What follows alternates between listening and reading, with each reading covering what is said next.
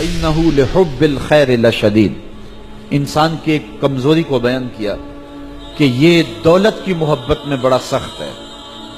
یہ چاہے اسے اور کچھ کرنا نہ آتا ہو، پیسے گننے سے بڑے آتے ہیں، اور دولت کی محبت میں یہ بڑا سیانہ ہے، اور یہ بہت زیادہ حریص ہے دولت کی محبت میں. سویر سے لے کر شام تک اس کی تگ و تاز، اس کی جد و جہد بس دولت کے لیے ہے.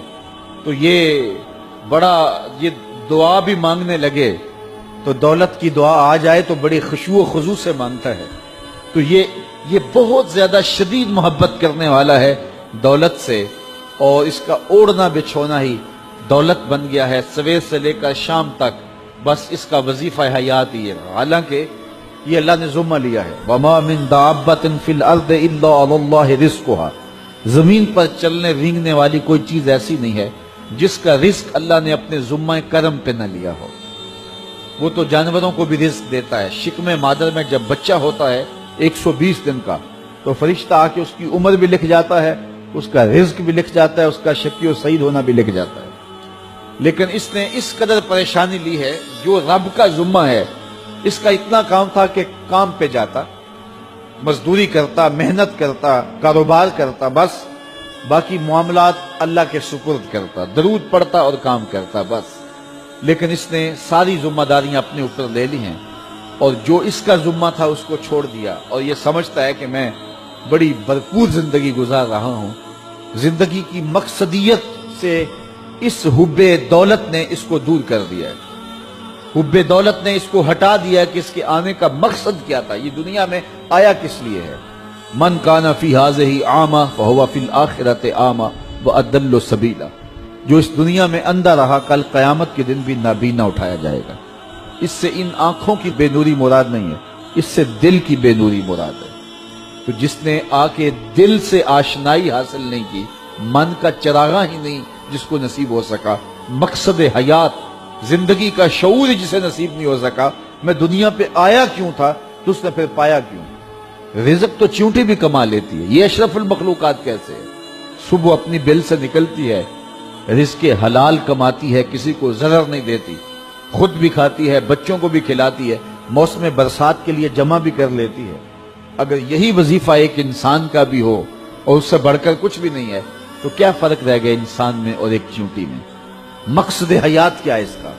اکبر الہ آبادی مرحوم نے کہا تھا، کیا بتائیں احباب کیا کارنمایاں کر گئے، بی اے کیا، نوکر ہوئے، پینشن ملی اور مر گئے. کیا زندگی کا یہ مقصد تھا؟ زندگی کا مقصد رب کی معرفت ہے، اس دنیا میں رہ کے اس کی معرفت حاصل کرنا ہے، اس کے قرب کے لیے کوشش کرنا ہے، اپنی زندگی کو اس کے احکام کے سانچے میں ڈال دینا ہے. لیکن دولت کی محبت نے اس کو اندھا کر دیا. وَإِنَّهُ لِحُبِّ الْخَيْرِ لَشَدِيدٌ، یہ مال کی محبت میں بہت زیادہ سخت ہے. اچھا ٹھیک ہے، کر لے اکٹھا مال، لیکن کفن کو جیب نہیں ہوتی، کہاں لے جائے گا یہ مال.